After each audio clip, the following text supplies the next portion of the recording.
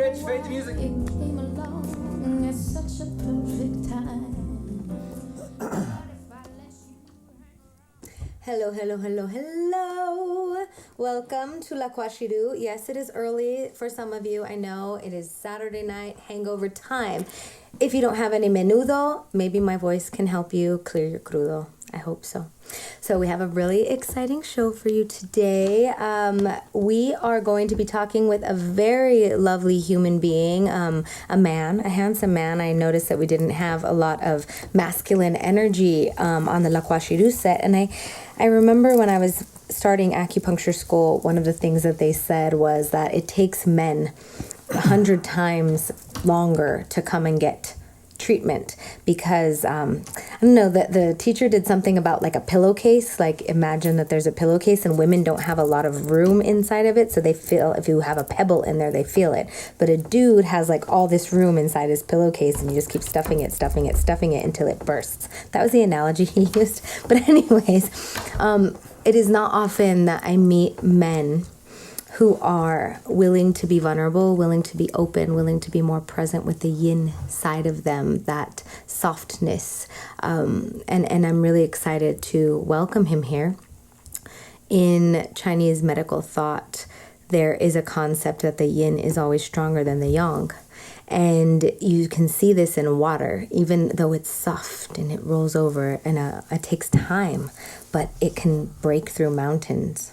So I'm very excited to break through some mountains with this very pleasurable, lovely, loving human being. And here he is. This is Bill Maez. Welcome. Hello, thank you. I'm honored to be here with you. Cool. So will you please introduce yourself? Tell the public who we're talking to. So my name is Bill Maez. I'm born and raised in Denver. I identify as a Chicano man. Grew up in the Valverde, Marley, Westwood area. Went to Catholic school, St. Rose, to be exact. Rose. For all of my middle school life.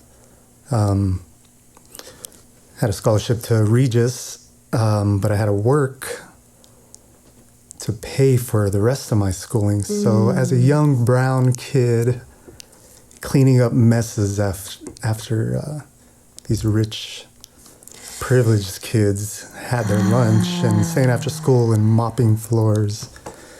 That's when I kind of first recognized there was something not right about our culture and our society. And so I didn't finish at Regis for that reason. I went to the Marine Corps.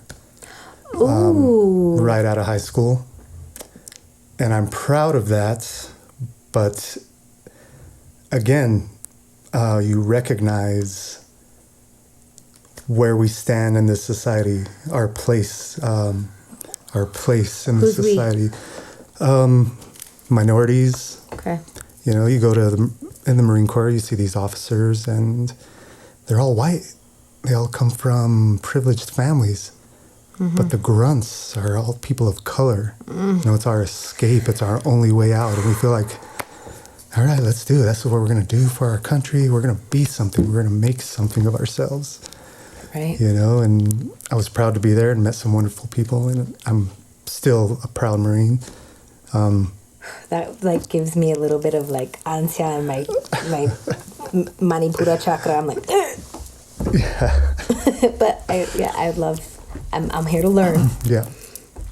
So got out of the Marine Corps, still kind of fell into what our American culture expected of us. You know, got my bachelor's degree while I was in the Marine Corps, got into this technology field, got a master's degree, and carried on this path for 13 years, and it was a false path.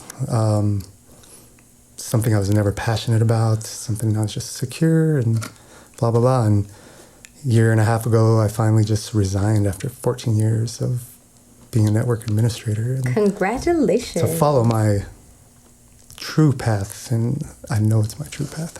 Okay. Tell me about that. I'm in school for traditional Chinese medicine, acupuncture, herbal medicine. And I just feel called to be a conduit of healing, of love, of spreading, getting rid of this illusion that we have of this society and teaching people that there is another way, teaching our young people there's another way, teaching our men that there's another way. So it's not only the medicine, the acupuncture and the herbal medicine, it's also this spiritual path that I'm on, and I'm I'm gaining steam and I'm learning a lot from the spirits, and it's coming to me, and I'm excited about what I'm learning. All right. Well, thank you. Welcome. I'm really excited you're here and all of the tips and turns.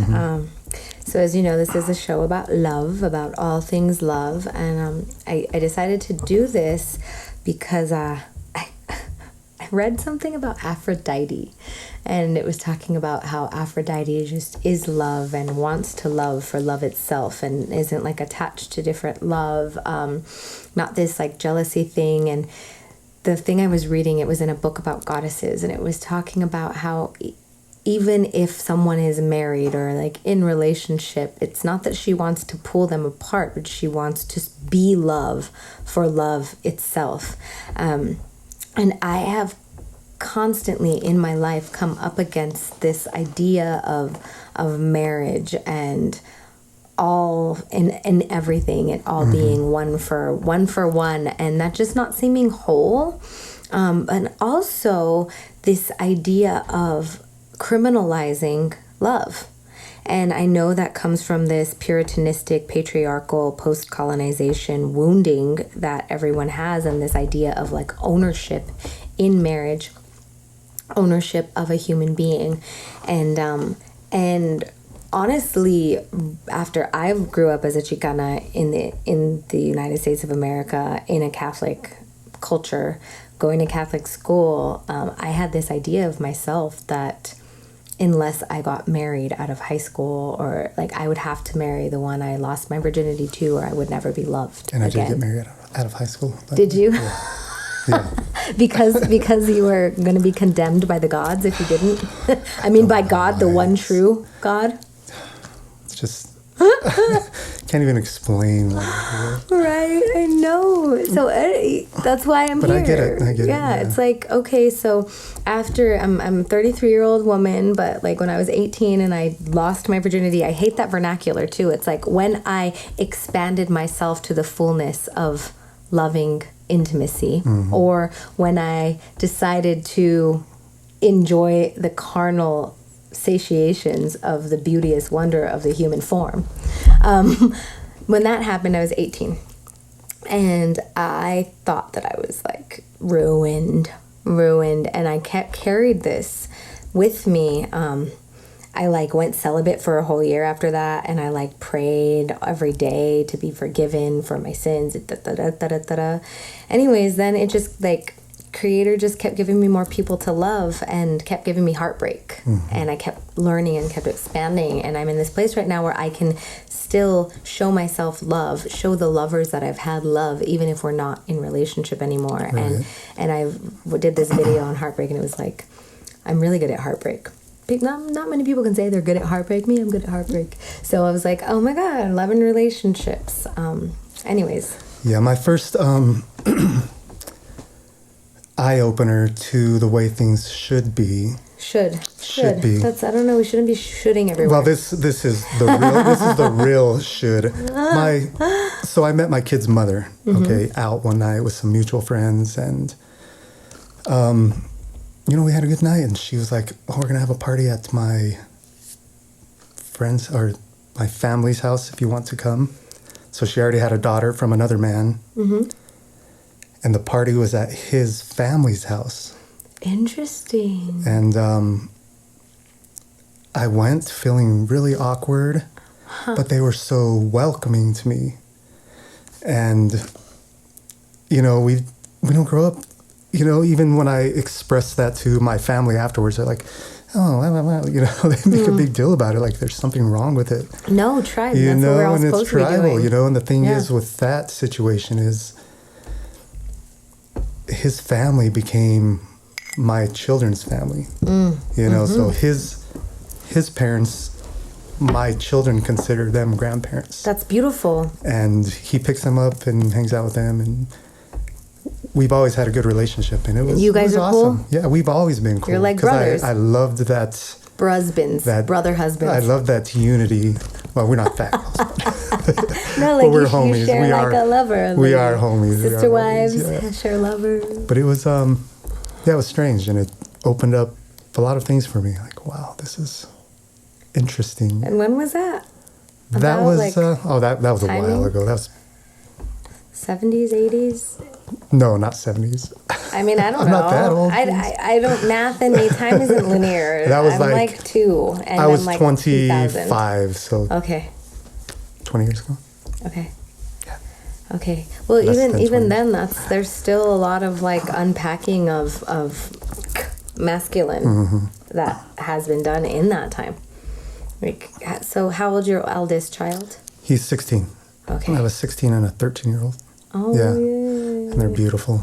They're awesome boys. And when people ask me that, the first thing out of their mouth is, "Oh, that's such a horrible age. That's such a bad age. I bet it's so tough." I'm like, I don't know what kids you hang out with, but my boys are badass, man. They're so respectful and loving and kind, and they don't have this ego, and they don't care what people think about them, and they exude this love, and it's beautiful. Right. Yeah. Did you have visions of them before they came? No, I didn't. I didn't. I wasn't really on that plane yet. I wasn't. Okay. I was more still focused on creating this, my education, and I still had this masculine What is that? sex drive boiling up in Okay. me, still, that's what I've always been, this like man who's loves women, and it's been a problem for me. I mean, I'm a woman who loves women. Yeah. And I love Yeah, men. so you can't blame me, love right? is no. Yeah. I mean, who can blame anybody for loving people? Mm-hmm. Which is kind of back to where we began. How can you blame someone for wanting to share love, especially if in these Christian communities, Jesus-based Christ consciousness communities, it's supposed to be all about love, right? I do, and we've talked a lot about this on the show. The difference between sexual attraction and just attraction, and how it is so easy to project one's sexual attraction onto any form of affinity, because that's what we've been fed, that if you want intimacy, it must mean sex. Yeah, it's either this or this. It's Exactly. either friendship or a sexual relationship. Or even no friendship. Yeah. Like, you can't even talk to that person. Like, if you have an attraction as a married human for someone of the opposite sex, or if you're in a same-sex relationship, even someone of the same sex, I don't know. I've known in queer communities, it's definitely not as cut and dry, which is something I really appreciate about being familiars with queer people in queer communities. I even consider myself queer to a certain extent, even though I don't want to like appropriate that if that's not so much complication. I know, it's so complicated. It's very complicated. But with these relationships, we have so many dynamics that we don't explore. And as soon as you Right. open yourself up to the possibilities, there's so much to offer each other, and so much love to spread, Right. and so much connection and learning. And, maybe it does end up in sex sometimes. And it's like, okay, well, it happened. But even like Yeah. end up in sex, maybe that is part of the affinity to explore for a very real reason. Maybe there's a baby who wants to come through the two of you, because in some belief systems, which I attribute or ascribe to rather, I think that babies choose their parents. And that's why sometimes it takes you 20 years to come back around with a love, because they needed to bring some babies through with someone else. Right. Yeah. It's really, there's a lot, just like you said. So we are constantly living in this puritanistic society, in this dichotomous understanding of what love is. It's like you're either all in, you're romantic, you're having sex, you're married, etc., or you are nothing. And any space in between is frowned upon, right? Like I don't know, I actually had some jealousy come up for me recently. And I'm just like, stop what are you doing? Like, you don't have to be jealous. You're good. Yeah, it happens to me all the time. Right? It happens all the time. So I really encourage people to understand what their astrology is, because my Venus is in Scorpio. And Scorpio, anybody who's into astrology knows, like, scorpions stinging. It's like, right? So Scorpio can be very possessive and very, like, poignant. Like, when I'm loving, I'm like, I love you. You know, I'm there. I'm so there with you. Then I'm like, don't fucking touch what is mine. Don't touch it. And then I'm like, this isn't really ascribing to your conscious beliefs, Eutimia, so cálmate and figure out where your stuff is coming from. I feel like a lot of people feel that way. A lot of people are that way. It's a common... The possession thing? Yeah, it's just this ego that we let control us too often. Right. You know? Well, also, though, one of the things that came about, I was talking to a friend about the jealousy, and it's really just from a place of our own pain, right? Because some people mislabel that, oh, if you're jealous, it must mean you really like them. It's like, no, it means that you're deficit somewhere. You have something. So I asked Creator, I sat with myself because I knew that this wasn't healthy. Jealousy is never a good thing, right? And I sat silently and I asked for some answers so that I could work through it, because whatever comes up in me is my shit and I have to work through it, right? And basically it came down to, like, growing up as a very ebullient, enthusiastic child and not being in a home situation where I could be acknowledged for my gifts in the same way I'd want to be acknowledged for my gifts, because the people who I was being raised by were very muchly so in their own dramas, in their own ways. And so I couldn't be held in my beauty and held in my fullness all the time. Definitely sometimes, but not all the time. So when I stopped and I asked my higher self or my isness or whatever, I was like, this is about your childhood. This is about you not feeling seen. You're seen. You know what you need to do. Keep girasol. No. Oh, my puppy's seen. You know what you need to do, and you just have to do it. And not get all caught up on what everybody else is doing. But it's like, I won't feel jealousy if I'm on my game. Right? Like, how many of us feel jealous about things that we can't control? And it's really because we just have time to be jealous. Yeah, you gotta feel, you have time to be jealous. You gotta fill that space with something productive, something good for your soul. Right. You know, and it's hard to do because you fall into that path of, just like any negative emotions, you feel into that path of anger, you feel in that path of jealousy, you feel in that path, follow that path of hates, you know. But as soon as you recognize it and you bring it back in, immediately you're back on the path Right. we're supposed to be on. Right. I also found just gratitude being an amazing antidote for it, because in this situation I'm speaking of, the man I'm currently in relationship with is he's just a lover. He's just a beautiful human who wants to help everyone. And so when I come at it for being grateful for him and how he loves the world, I can't be mad. I'm like, I mean, even if he were like making love to somebody else, he would be making love, and that's fucking cool. And he's beautiful. Yeah. And like, I don't want my beauty to be like dimmed so that somebody's ego feels safe. Yeah. You know? Yeah. Well, so I'll tell you about this vision I had. Tell me.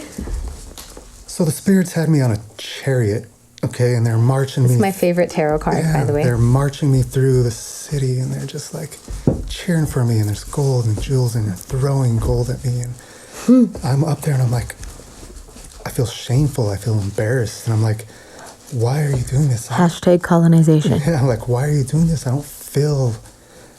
don't deserve this. And they're telling me, yes, you do. We love you so much. We want you to always feel like this. We want to always make you feel like this. And they're telling me, you know, we should make the people we love, we should always make them feel that way. You know, no matter what they're going through, their struggles, their heartache, their pain, they reach out to us often, and we're just like, we think they're being mean to us when they're just reaching out for something. If we really love that person, we want to make them feel loved, and we have to do our best. Right. Well, and loving someone is loving them for them, right? Not loving them for you. And that's why even in breakups, I see people with their breakup heartbreaks and acting from a wounded place. And I was this person. I've done that, where you're like, well, F you then, you know, this like feeling of rejection, the shield goes up. But like, if you really love someone, you are happy that they're loving, happy that they're happy that they're full, that we can't take away anything that they are because of us. You know, you want to share. Let's share. Sharing is caring. That's true. That's true, I think. Then you have that attachment, and you bring them into your space, and they're unwilling to. It's not healthy for anybody. Right. Yeah, it's not healthy for anybody. They don't want to be there. You feel like they're there just because you're kind of forcing it. It's not a good thing. Well, and like, you can't force it. Yeah. There's this beautiful song by Fiona Apple. I'm super into her. She's like really intense. She's got like mad fierceness. And she has this song called Carry On, which pretty much means like corpse, like a rotting corpse. And she's like, my fear for you, babe, is decaying in front of me like a carry on of a murdered prey. Anyways, so she's talking about this, but one of her lines is, it won't do no good to throw no fist, babe. You can't intimidate me back into your arms. And it's like, this is a thing that people do all the time, right? Like, well, if you don't, you know, or like being really hateful and saying really horrible things. And in one breath, they're like talking all this stuff. And the next breath, they're like, but I love you so much and I can't live without you. It's like, this is not love. You've got the wrong idea, human. Yeah. Got the wrong idea. And in my own personal experience, it's again, I feel like I'm in a really good place in my loving space. And when I've gone and been like, I don't know, I don't understand, maybe I don't want this, like this person has been just so holding. And I talked to him about it one day, and he's like, well, yeah, I experienced jealousy when you were like unsure, and loving you every day in every way is the only way that would make you feel safe, so that you would want to be with me. Like, me being unkind to you isn't loving you, and me acting on this jealousy is no way to make you want to be with me, right? So it's like we get all jealous and hateful. Like, how's that helping your situation? Right, exactly. How's that helping your situation, right? So once again, check this out. Why are you being jealous? Give yourself a little love. Love. But it's you know, we feel like the way to love is only expressing love to each other. You know, we have to live this way throughout our day. You know, I wake up in the morning and my first breath, I'm just so thankful for. I get my first drink of water and I drink it. And I'm like, oh, thank you for the magic that you're about to do for me. Right? You Water's know, magic. I step outside in the gust of wind. I love feeling my body, experiencing that. Hiking on the trail, when I feel these pains in my legs, I'm like, yes, I'm so glad I could.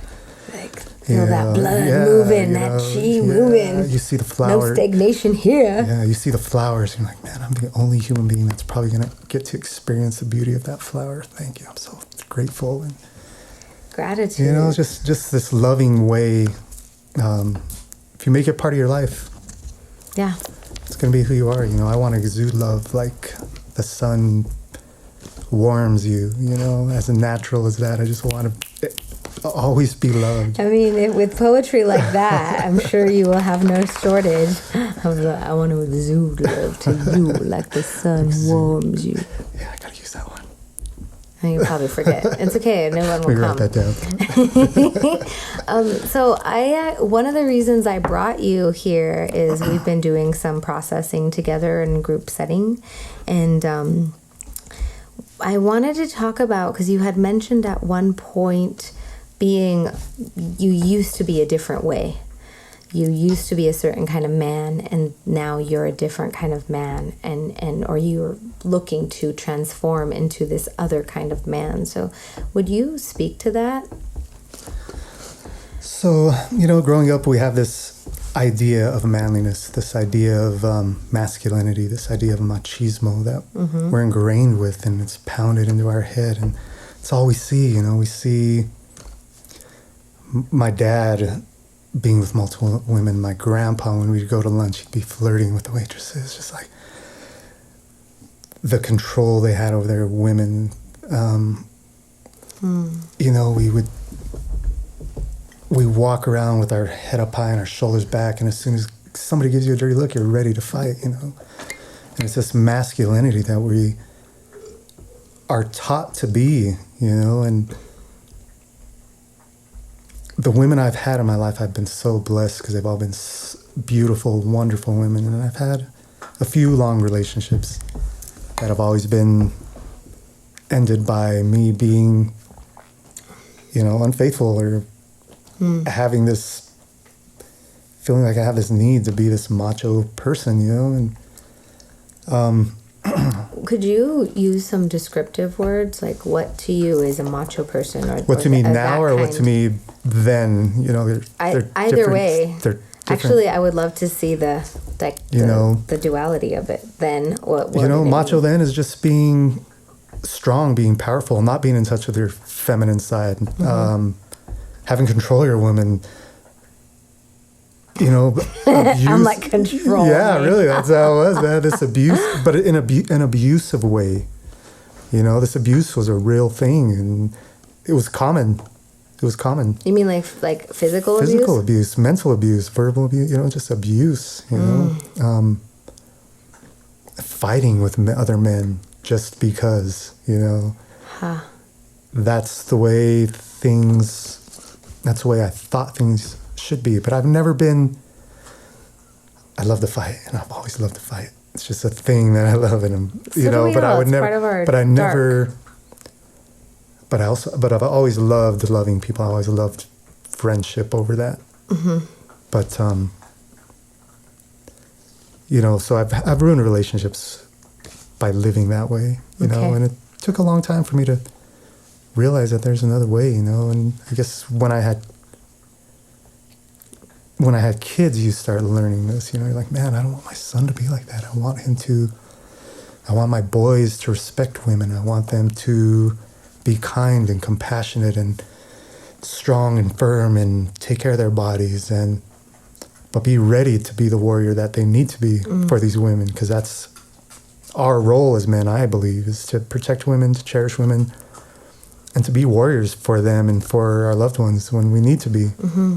We have this physical ability for a reason, and it's to protect, and it's just a tribal belief, I guess. Hunt. Yeah. Get food. Yep.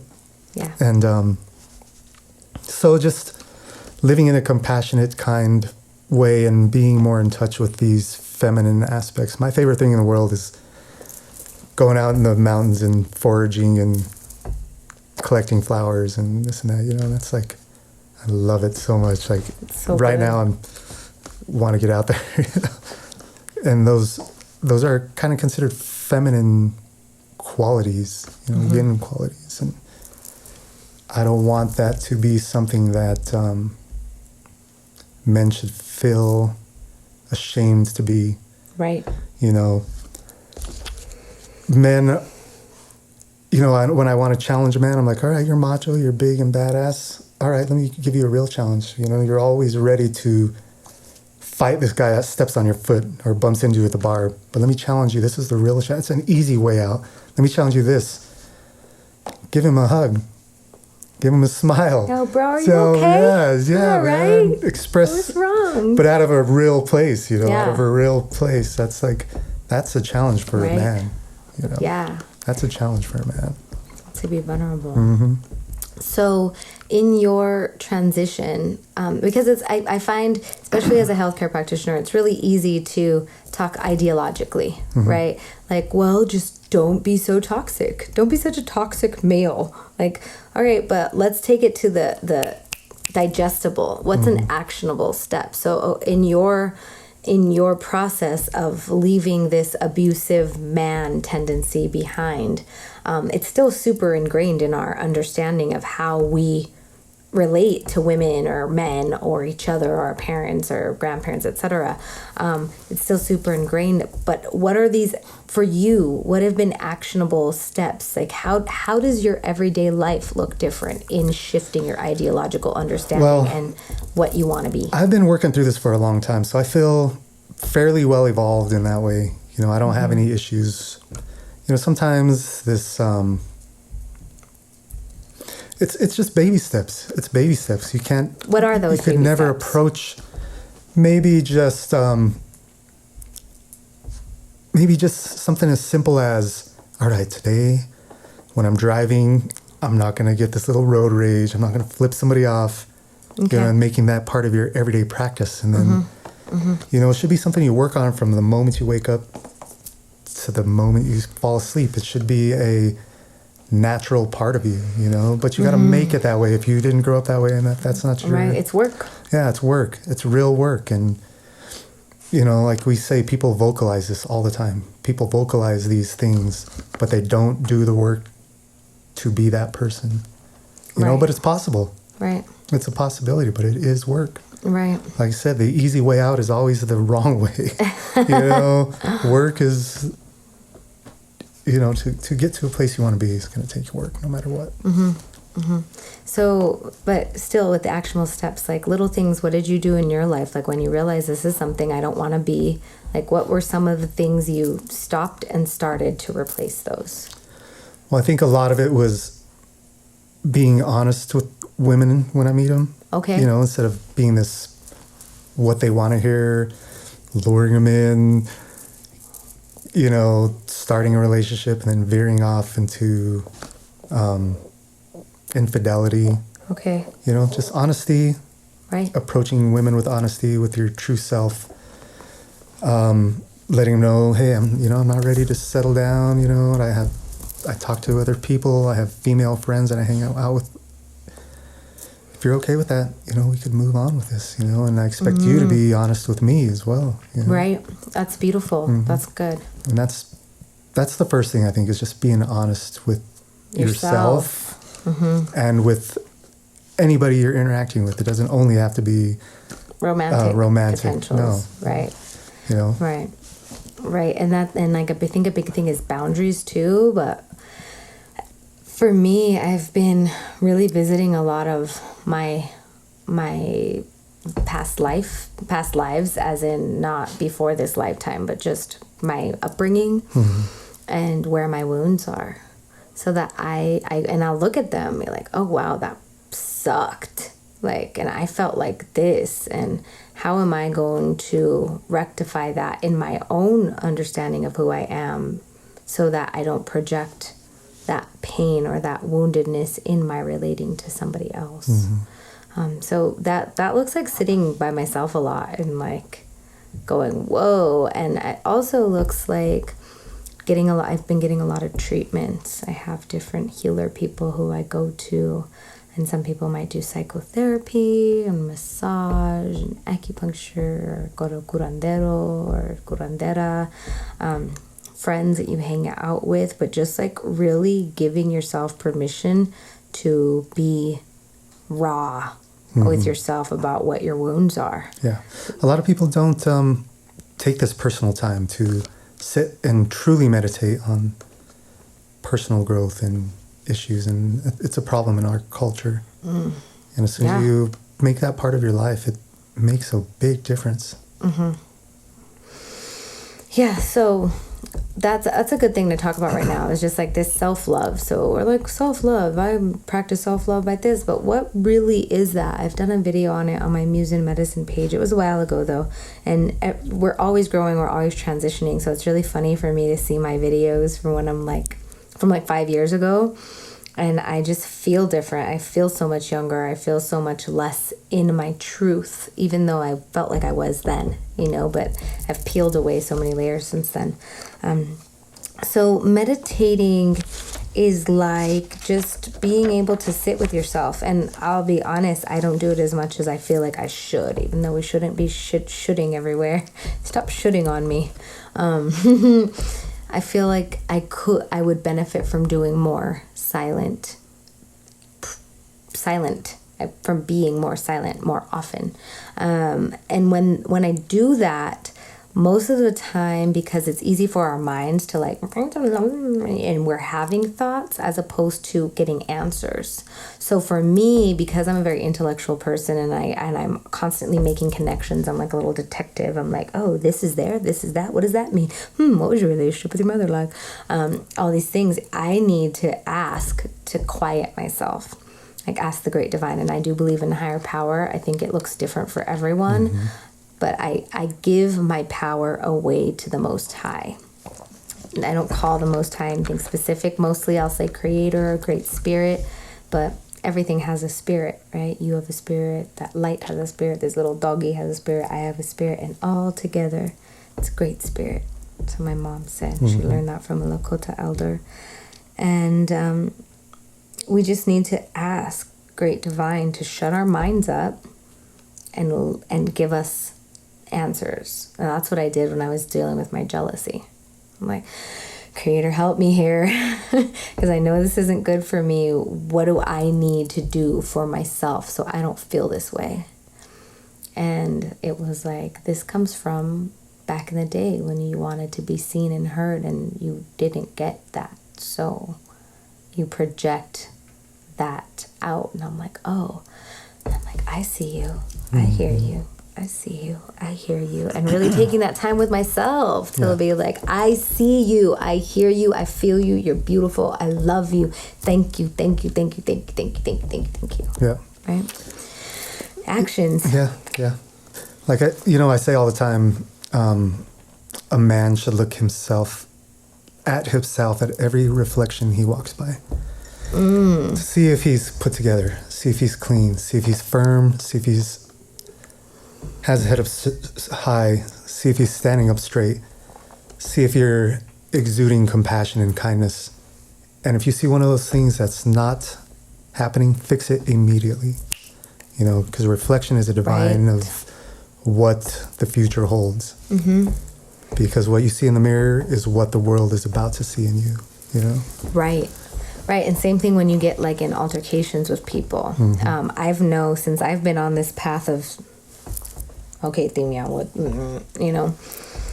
generally when I get mad at somebody, it's for something that I know I've done to somebody else or to the same person. Like I get mad at, really you're mad at yourself for being shitty. Mm-hmm. Like, I can't believe they did that. That was so inconsiderate. And then you like turn and you're like, oh wait, I did that yesterday. Yeah. And so really it's like checking yourself. And that also feeds into lead by example, and especially becoming healers, vessels for healing work, going on the healing path. We very easily are like, well, this is the way you need to live your life. And nobody wants to listen. Mm-hmm. Nobody's trying to be like, oh, thanks for telling me how to live my life. Yeah. Everybody's going to be like, F you, I do what I want, right? But if you're doing well by yourself, if people see you and your energy is beautiful and you feel happy and you feel grounded, people are like, what are they doing? Mm-hmm. Like, I want to do that. Yeah. Right? Yeah, it's just all part of the planting a seed, It doesn't take much. Be a true, loving, kind, compassionate, charitable person, and you're going to plant that seed, whether you know it or not. Yeah. Even, like I say, even as men, you walk by, even when you walk by another man, often they're just like, trying to look badass for you, no, all for you. Yeah, and then, you give them a smile, and maybe you feel like nothing happened, but as soon as he gets home or something, he's like, man, that dude gave me a little something there. That's kind of cool. Right. We think we don't make a difference, Little things don't make a difference, but they do. It makes so much difference. Mm-hmm. I know I have people come to me years and years later, and they're like, that one time when you said that one thing changed my life. Yeah, and I'm you like, probably didn't remember. I didn't remember. Because no. you were being you. You were being Or your no, true you self. were being channels. Yeah. Oops. Sorry. That was my bad. I just had to move this hair off my neck. Because when you're in your divine flow, there is no I, right? I is the moving through. Right. Right? That's why, I mean, working with patients, sometimes I'll be like talking, and I've talked to other practitioners, not just like practitioners who work in the spirit realm. It's like they're talking and it's not, you didn't think about what you were going to say. There was no intellect involved. It was like all of your knowings coming together. That experience you had when you were 8, the one you had when you were 12, your college education, semester 4, plus your grad school education, plus like 7 patients. All together, you'll get a, oh, this makes sense. And it'll just go to your patient's ear. And then you go, wow, that made a lot of sense. But you didn't do it. Yeah, it's funny you mentioned that. Yeah, it's something I wrote down that I was going to talk about. This this illusion, this path we're on is bringing this society back to a tribal life. Grace of God. And to change these Yeah. ownership dynamics that we have, to stop saying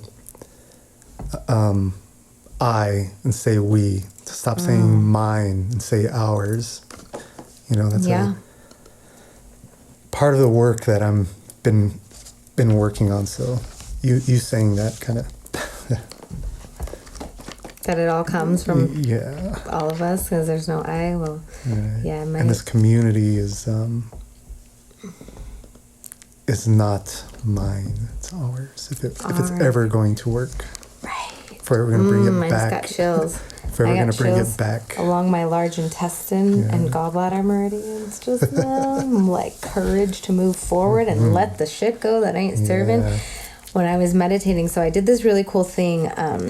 It's in the body talk system, and I have to call someone about something. Body talk. Body talk is a consciousness-based system of medicine that uses applied kinesiology to establish priority for healing, and it goes down the protocol chart. So what it did for me when I took this was really, or what I think it does for most people, even though they don't articulate it like that, is it gives your left brain, your left thinking pragmatic brain, some structure to hold on to, while your right brain asks to receive cosmic conscious information, quantum mechanic, physics stuff, or just like opening the field. So it was after I got my first body talk training, and my friend who does it, one of the things that happened was a decalcification of my pineal gland, which fluoride calcifies the pineal gland. Pineal gland is all about intuition. It's not an accident they put fluoride in our water. Just saying. It decalcified my pineal gland, and I just started seeing like all the things, and things that most people don't see, I started seeing, and I was like, OMG. But what I'm trying to talk about is the way our right brain can receive information. And I forgot where I was going with that, but it was really intense. that's cool anyway. Yeah. I know, right? Like, I don't know what we're talking about. We received this, we received that. Body talk. Oh, I remember. So there's a class in the body talk system called Mindscape. And in Mindscape, you pretty much, and other people have done this particular part of it, the body talk system created John Valtheim, who made the body talk system. He's still alive. It's been going around for like 30 years or so, más o menos, the body talk system of medicine. And Mindscape is a class that you take to create like your workshop in your head. And they say like Mozart had a workshop, Einstein had a workshop, and you can actually do these things in your mind before you do them in real life. And like if you're a baseball player, you have a baseball field in your mindscape. If you are a gymnast, you have a gymnasium in your mindscape. I have a clinic room in my mindscape. I also have a ballroom where I go to dance, and I have a stage where I do performances. I actually put a studio in my mindscape. Anyways, in your mindscape, you also have a masculine archetype, a feminine archetype, and an animal archetype, and those shift for what you need. But today the other day I rebuilt part of my mindscape because it was antiquated from before, and I called in new masculine and feminine archetypes and new animal, and I could go into that. It's pretty intense. You're like, dang, okay, subconscious, do all the things. But I got a vulture was my animal archetype, and when I was meditating on the jealousy that came up for me, the vulture in my mindscape came and like opened me right here where I carry a lot of my woundedness, and there's stories about that, but it correlates to my pain. And he literally like pulled out of me feelings of my own inadequacy. So like vultures eat up rotting things, right? And I was like, whoa, and I was like, have like all of this intense stuff that goes on. So that was pretty beautiful. So with this mindscape, is it something you meditate on? Right. It's yeah. So it's a I guess I could call it a technique. When I do meditate, I prefer to go into my mindscape. And it's a structure, right? You create structures. You create left brain structures for your right brain to do things, which makes sense, especially in the United States. Everybody applauds left brain didactic everything, right? So it's like, well, if it's not double-blind study, this and that, it doesn't matter. Right. And so people go into these intellectual fields, and then again, I don't think it's an accident. I think it's very calculated the way, the intuition is like, oh, that mumbo jumbo voodoo, blah, blah, blah. They do that on purpose to disempower us from our deep, truthful inner knowing. It's like when you have that feeling, like it's even simple stuff. Like you see a jar right there, and you're like, oh, I should move that jar. I know this has happened to probably all of you. You don't move the jar, 2 minutes later it falls. That wasn't just coincidence. Right. You knew that shit was gonna fall, so then you move it. These are like, this is God talking to you. As soon as you start tuning into them and recognizing it, it's powerful. It really is. It is. So yeah, Mindscape, it's a tool, right? So it's really cool. I would suggest if anybody is interested in the Body Talk system, go there. It's a really beautiful way of tuning in. And not to mention, there's also works on your neurological system, your lymphatic system. There are ways you can actually heal the entire organ systems through these consciousness-based approaches. It's phenomenal stuff. I've had amazing things done to me and have been able to facilitate healing in a lot of really brilliant ways that completely shift a person's presentation of their illness through Body Talk. And it works on what your body already knows. So like if I were to work on you, Body Talk, being a fellow Chinese medicine person, probably a lot of stuff would come up of the 5 elements or whatever, because we're working on both of our consciousnesses together, right? So you might work on somebody else who you don't have anything to do with, and then you see something in your right brain understanding, and you're like, I'm seeing this thing, and you don't have words for it, right? Because that's not your language. And they're like, oh, that's this. Or they give us an example actually in the Mindscape. They're like, the more you know, the better, you use your intuition and your knowledge base together. So like there was a construction worker working on a woman. He's like, I'm seeing like a couple pipes and this like box, and there's these pipes going into this box, and the pipe is blocked, and it's like right there. And he's like pointing to the ovaries and the uterus, he didn't have an anatomical understanding of ovaries and uterus, right? But he used his own understanding. So that's interesting, isn't it? Yeah, it's so cool. So yeah, Mindscape is definitely a way of meditating, but there's a structure. So like you have your own entrance, because no one can go into your Mindscape unless you want them to, but you build an elevator. There's an elevator, and you can call anyone in. So if you're like in there, and in your Mindscape on your creative side is a guitar, and you don't really know how to play guitar, you could go to your elevator and call in like the best guitar player, and some random will show up, or somebody that you call, and then they can actually give you guitar lessons in your Mindscape. It's pretty fascinating. Wow, that's awesome.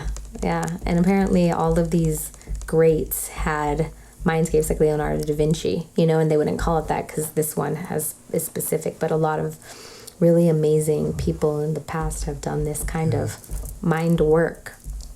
Wow. Right. Powerful.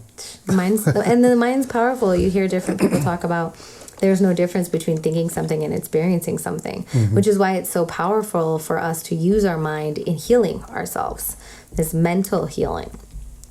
So in one of my spiritual teachers, she did a process or taught me how to do processes in myself and with others. That's basically like going back to the time you were hurt and changing it in your head, that like making it empowered so that you weren't the victim, you actually left or you did something different. And even though that's not the truth, you can shift the experience in your mind, which then it shifts the emotional charge in your body, so that you can actually change your past in a certain sense so that the outcome is different, which makes it why time is not linear.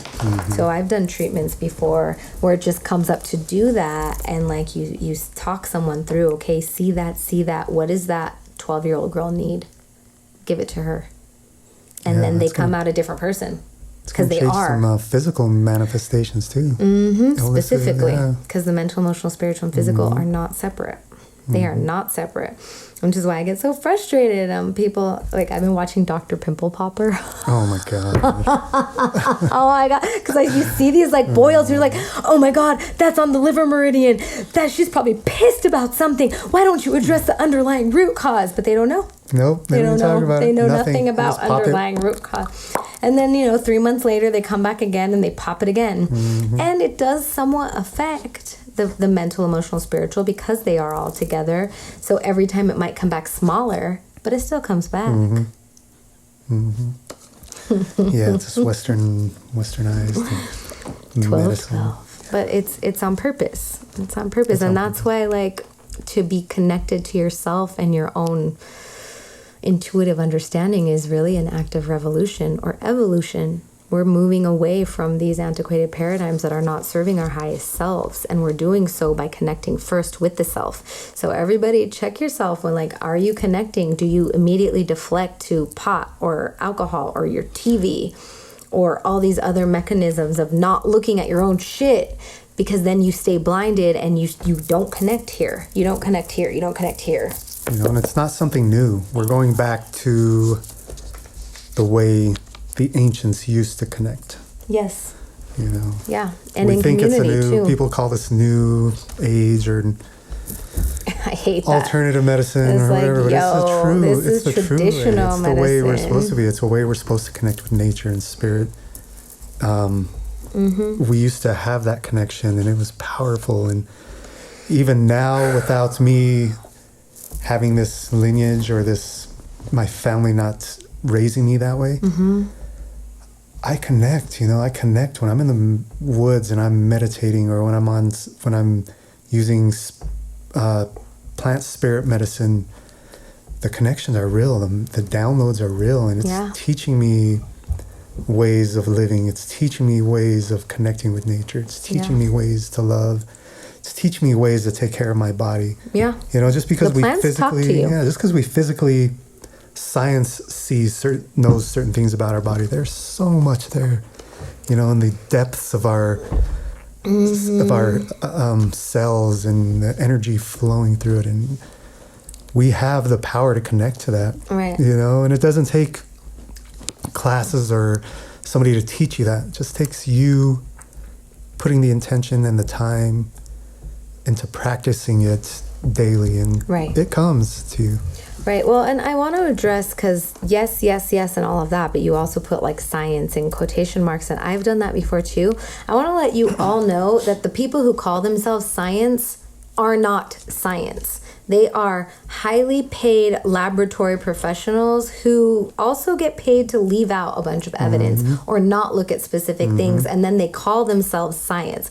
Science is all based in observation, or rather, all science is based in observation. So what is a scientific method? You create a hypothesis, you set up a test, you watch it, and you collect data and see if your hypothesis corroborates what the data has. That is the scientific method.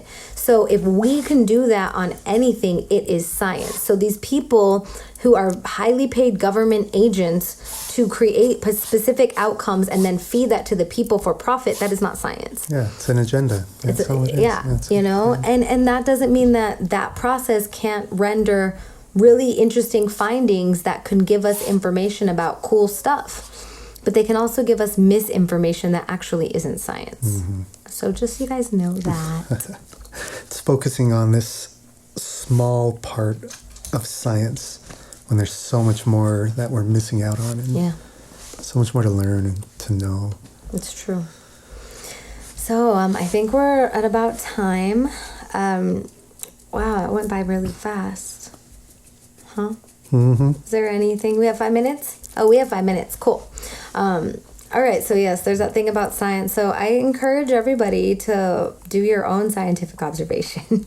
Yeah. I mean, like, what is your hypothesis? I hypothesize that if I smile twice as much as I smile today, I will feel more happy. And it's helpful to be quantitative. So let's base our happiness on a 1 out of 10. And then, what do they call it? Stack the data? Yep. Write it down and compare and contrast. And then you can have a scientific outcome. Fourth graders can do it. It's very easy. But yes, smile daily, multiple times. Smiling is really good. And Everything's going to benefit. I'm really into faking it till you make it. So like when I used to be in grad school and I was like, oh my God, I got to take a test or I have homework to do. I'd be like, I go get to do my homework. I'm going to do my homework now. Yay. And it'd be so facetious. I got to try that one. Try it. Fake it till you make it. That it even brings your mood up because you're laughing at yourself for faking it.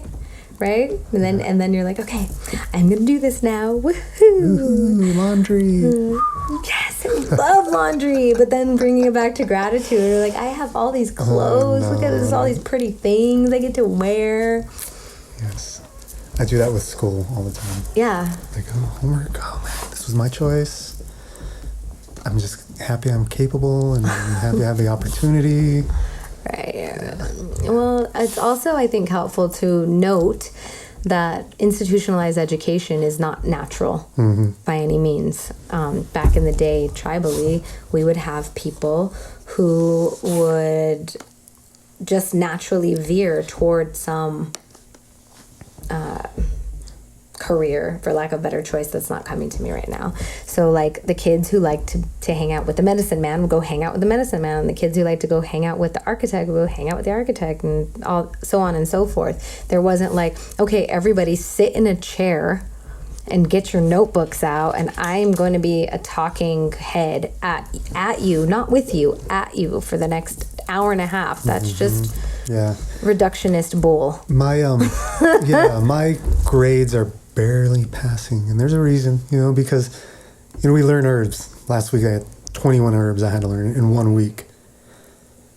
But in my off time, I'm in the hills and I'm praying over these plants and I'm touching them and I'm smelling them and I'm honoring them and I'm learning about them. Like I'm learning about this plant and its capabilities and the spiritual part, and I'm giving it this love and appreciation and truly connecting. That's how I want to learn about herbs. I don't want to just... Well, and you're going to learn a whole lot more about herbs that way. And then when they I don't know if they tell you this, but like school is only to teach you how to learn. It's not to teach you what to learn, right? So those herbs are going to be talking to you, and you're going to be a lot more effective with a patient than somebody who got aced all the tests. And I think there's also evidence to show that like the ones who pass with all the A's in med school, they end up being like the laboratory scientists, but they don't have a good patient rapport necessarily. Like the B and C students are the ones that make the best doctors. So I don't worry about it. Yeah. That's Flor talking about our thing later. Yeah. So I'm gonna go ahead and close us out unless you have anything else to leave the public with. Nothing more to say. Just keep on this path and keep trying to be loving, compassionate, and kind, and to yourself first. And we'll be okay. Well, thank you, Bill, so much for being here. Thank you for being vulnerable. Thank you for sharing your path. To the beautiful public, thank you to Bill for being here. Always remember, this is a long journey. There is no outcome. And as long as I've been on this healing path, healing myself, I just keep finding more stuff to heal and keep finding more stuff to heal. And the biggest part is being aware that we have to heal and being willing to be like, whoa, I'm messed up right now, or I can't talk to you right now, or I need to go into my own space and be aggro for a minute before I can talk to you. So know that if you're beginning, there's a long road and there's always help, and there are people to help you. So I'm really excited to be on this path and to be bringing people to show you all that love is always the answer, but most of all, self-love. And self-love looks like a lot of things. It looks like really honoring where you're at first, in my experience. So if you guys want to get a hold of me, hashtag Muse in Medicine, at Muse in Medicine on Instagram and on Facebook. And here we are La Kwaxiru, and I also have a band called Baubo. And you can